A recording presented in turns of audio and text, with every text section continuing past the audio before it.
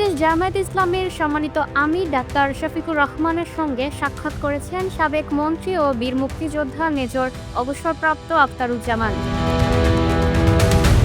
শনিবার ১৩ ডিসেম্বর সকাল ৯টায় বাংলাদেশ জামায়াতে ইসলামীর কেন্দ্রীয় কার্যালয়ে এই সৌজন্য সাক্ষাৎ অনুষ্ঠিত হয়। সাক্ষাৎকালে জামায়াত আমিরের উপস্থিতিতে আখতারুজ্জামান বাংলাদেশ জামায়াত ইসলামীর নীতি ও আদর্শ, দেশপ্রেম এবং দেশের স্বাধীনতা ও সার্বভৌমত্ব রক্ষায় বাংলাদেশ জামায়াত ইসলামীর অবিচল অবস্থানের প্রতি গভীর আস্থা ও সন্তোষ প্রকাশ করেন। এ সময় তিনি সংগঠনের প্রাথমিক সহযোগী সদস্য ফরম পূরণ করে আনুষ্ঠানিকভাবে বাংলাদেশ জামায়াত ইসলামীতে যোগ করেন। বাংলাদেশ জামায়াত ইসলামীতে যোগদান করেন। তিনি ইসলাম ও ইসলামী মূল্যবোধ, দেশের স্বার্থ এবং স্বাধীনতা সার্বভৌমত্ব রক্ষায় অবশিষ্ট জীবন অতিবাহিত করার দৃঢ় প্রত্যয় ব্যক্ত করেন।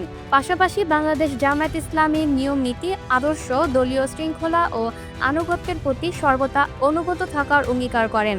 ডাক্তার শফিকুর রহমান তাকে আন্তরিকভাবে আলিঙ্গন করেন এবং তার দীর্ঘ নেক হায়াত কামনা করেন।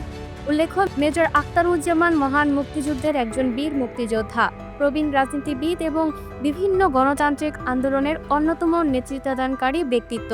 তিনি বাংলাদেশ জাতীয়তাবাদী দল থেকে 2 বার কিশোরগঞ্জ 2 আসন থেকে জাতীয় সংসদ সদস্য নির্বাচিত হন।